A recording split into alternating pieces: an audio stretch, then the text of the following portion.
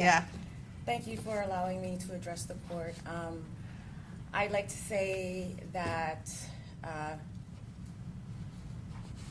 this everything has really opened and brought a lot of attention to a lot of things that are going on in the community and in the neighborhood of Jacksonville and also elsewhere. Shh. Mr. Snarty, you're talking too loud. I can't hear Ms. Lau. Elsewhere in the country. We have received a lot of support and a lot of comments about people who've learned a lot about the judicial process throughout this, which I think is very, very important, and also has sparked a lot of conversation in regards to parents communicating with their children and letting people realize that it doesn't matter what your situation is. You never know what can happen in life and where you can find yourself. And I think with this trial being televised and with a lot of controversy and attention, it's really sparked a lot of conversation throughout the community and brought a lot of awareness. And I hope that this will change a lot of things in people's lives and change their minds and opinions. And as a retired member of the military, I've always been one who has strictly believed in the rule of law and right and wrong. And I've learned a lot. All I can say is I've learned a lot and about how the process goes. And thank you for allowing me to. Sure, Ms. Lyle, and I just want to tell you, you've been a very devoted mother to your son. I can tell you've been here throughout the trial, and he's very fortunate to have you as his mother. And I know your heart is broken. I know it is because it's your child, and I do have sympathy for that and for you. I really do. I'm very sorry for you and for your family that this is where you find yourself. But your attitude and what you're taking away from it, I hope as well for the community's sake that there is some change, because this can't go on. This tragedy just cannot go on. So I thank you for your comments. Okay. Thank you. Thank you. And Ms. Gathright, do you want to say something? Come on up.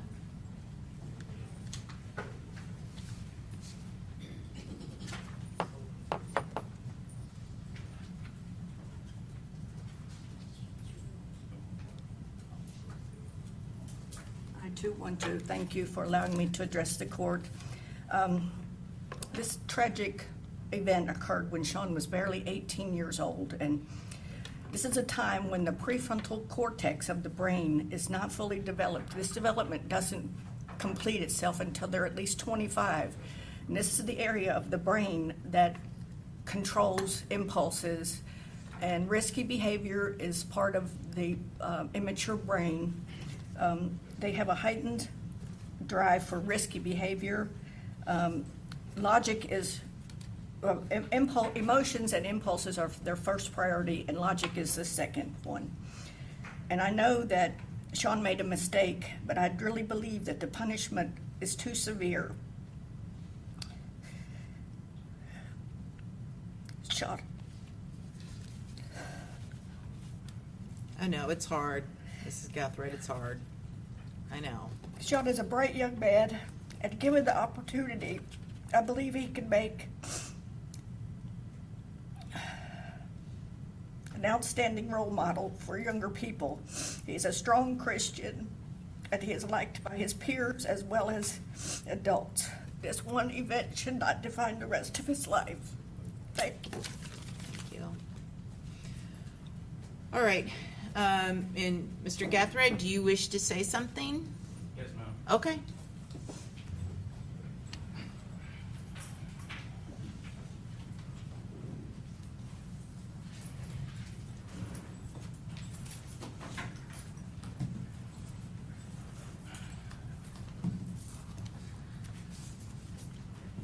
Your Honor, I just thank you once again for allowing me the opportunity.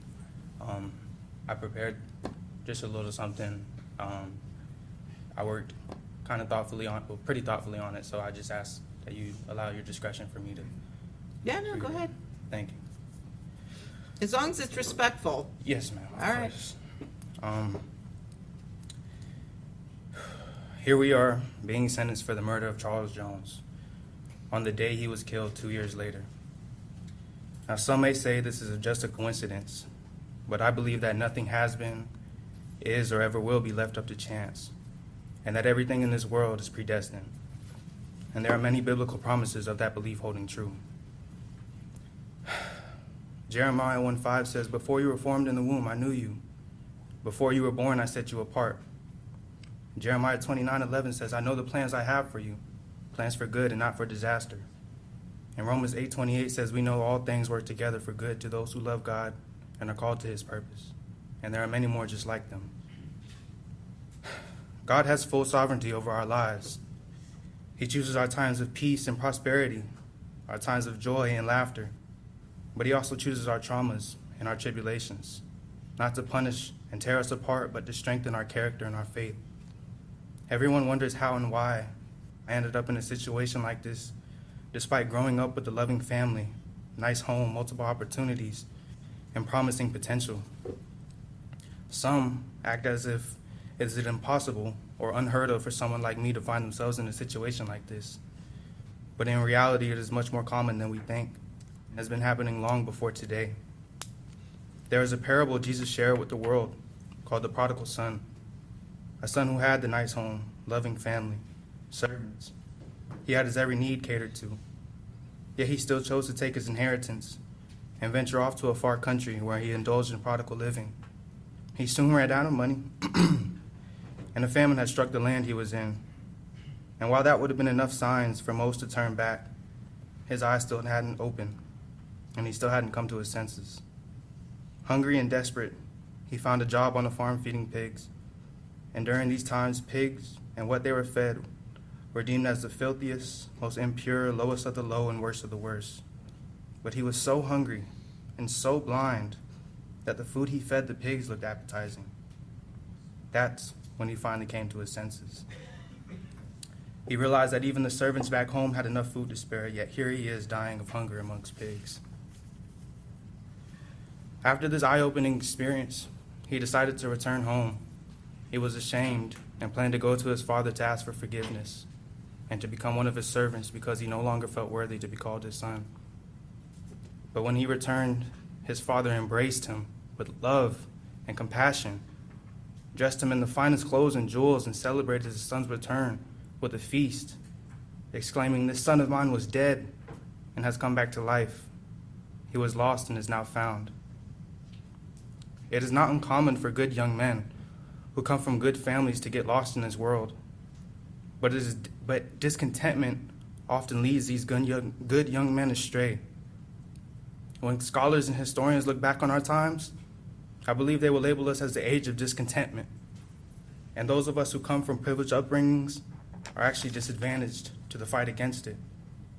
Because of the high expectations, many opportunities and options we grow up with, we don't know what struggle looks like, or how hard our parents had to work to provide these opportunities for us. We don't know what we have until it's gone.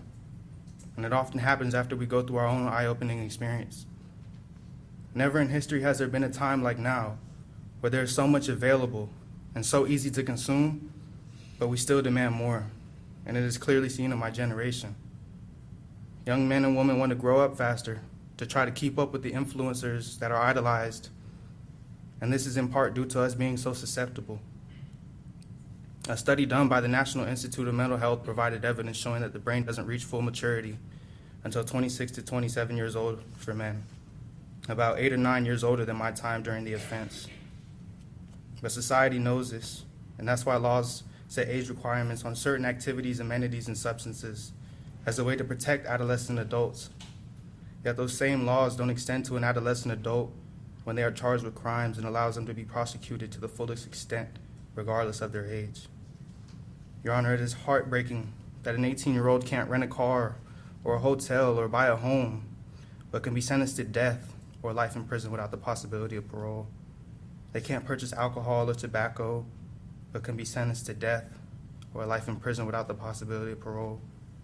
They can't work certain jobs or even go on a cruise without a chaperone, but can be sentenced to death without life, or life without prison, in prison without possibility of parole. And I'm a prime example of these circumstances. At 18 years old, with no prior convictions, I was charged, indicted, and had to face the death penalty.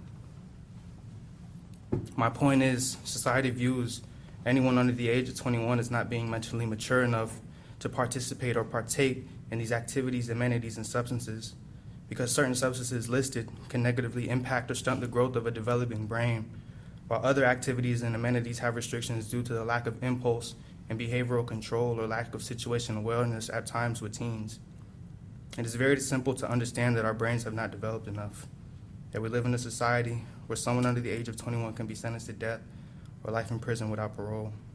We leave no room for growth, rehabilitation, or redemption. We don't account for the fact that they weren't a fully developed adult and their judgment and decision-making abilities weren't developed either. I believe it is cruel for someone under the age of 21 to be sentenced to life without parole or death before they're even old enough to be fully emancipated or to fully comprehend what consequences their actions carry. I say all this because I want to see change. Change for those whose fates were sealed long before they were born. Change for the prodigal sons and daughters who ventured off too far in the world and got lost. Change for those who haven't reached full maturity or unlocked their full potential as adults. Change for the ones who never had the option to go around, over, or underneath, but straight through their obstacles. In spite of my current circumstances, I still trust in all those biblical promises. And I believe that I am exactly where God planned for me to be, a plan He created long before I was born. It is also my belief that this chapter of my life will propel me to a much greater purpose than what we see here today, because my journey has just begun.